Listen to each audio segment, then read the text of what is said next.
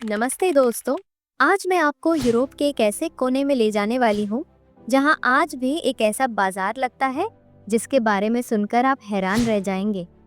ये सब्जी या कपड़ों का बाजार नहीं, ये दुल्हनों का बाजार है।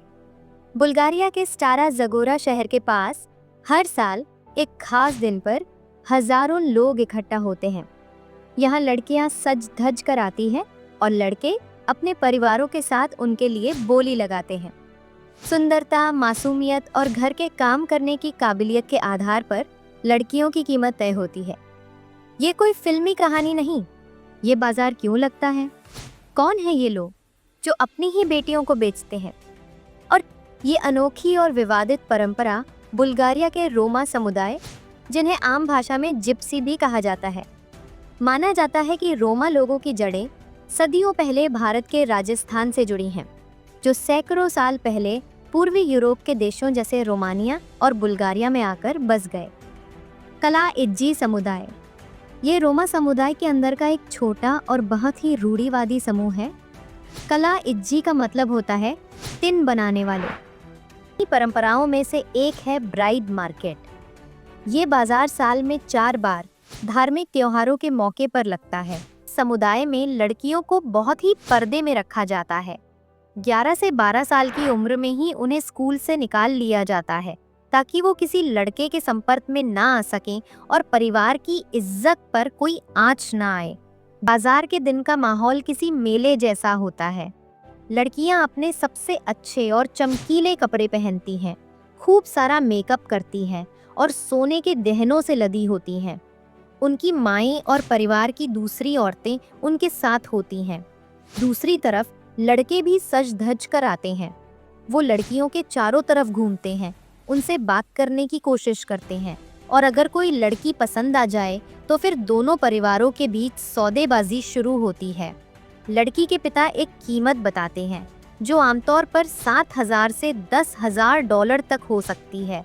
अगर लड़की बहुत खूबसूरत हो तो कीमत और भी ज्यादा हो सकती है। लड़के का परिवार इस कीमत को कम कराने की कोशिश करता है और जब दोनों पक्ष एक रकम पर राजी हो जाते हैं तो रिश्ता तय हो जाता है। ये सब कुछ खुलेआम सबके सामने होता है, जैसे कोई सामान खरीदा या बेचा जा रहा हो। अब सबसे बड़ा सवाल, क्या इन लड़कियों से उनकी राय पूछी जाती है? ऊपर से देखने पर यह परंपरा बहुत ही पिछड़ी और महिला विरोधी लगती है, लेकिन जब इस समुदाय के लोगों से बात की जाती है तो कहानी थोड़ी और जटिल हो जाती है। कई लड़कियों का कहना है कि उन्हें इस परंपरा से कोई दिक्कत नहीं है। आजकल सोशल मीडिया और इंटरनेट के ज़माने में कई लड़के लड़कियां इस बाजार में आने से पहले ही फेसबुक पर एक दूसरे से बात कर चुके होते हैं और अपने परिवारों को सिर्फ एक औपचारिकता पूरी करने के लिए बाजार में मिलाते हैं। लेकिन इसका दूसरा पहलू ये भी है कि ज़्यादातर लड़कियों पर अपने परिवार का भारी दबाव होता है। उन्हें बचपन से यही सिखाया जाता है कि उनकी ज़िंदगी का सबसे बड़ा मकसद शादी करके एक अच्छी गृहिणी बनना है। शिक्षा को ज़रूरी नहीं समझा जाता। बुल्गारिया की हर 5 में से 1 रोमा महिला पढ़ना लिखना नहीं जानती।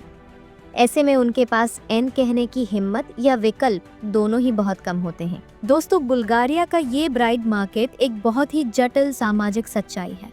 ये हमें दिखाता है कि कैसे गरीबी, शिक्षा की कमी और समाज से अलग थलग पड़ जाने का डर ऐसी परंपराओं को जिंदा रखता है जो आज की दुनिया में बेमानी लगती है। लेकिन ये हमें ये भी दिखाता है कि बदलाव की एक धीमी लहर चल रही है। आज की युवा पीढ़ी, चाहे वो कलाइज्जी समुदाय की ही क्यों ना हो, वो अपनी जिंदगी के फैसले खुद करना चाहती है। शायद आने वाले कुछ सालों में ये बाजार सिर्फ एक पारंपरिक मेला बनकर रह जाए और लड़कियों की बोली लगना बंद हो जाए। आपको क्या लगता है? क्या ऐसी परंपराओं को संस्कृति के नाम पर जिंदा रहना चाहिए या समय के साथ इन्हें बदल जाना चाहिए? अपनी राय कमेंट्स में ज़रूर बताइएगा। धन्यवाद। जय हिंद।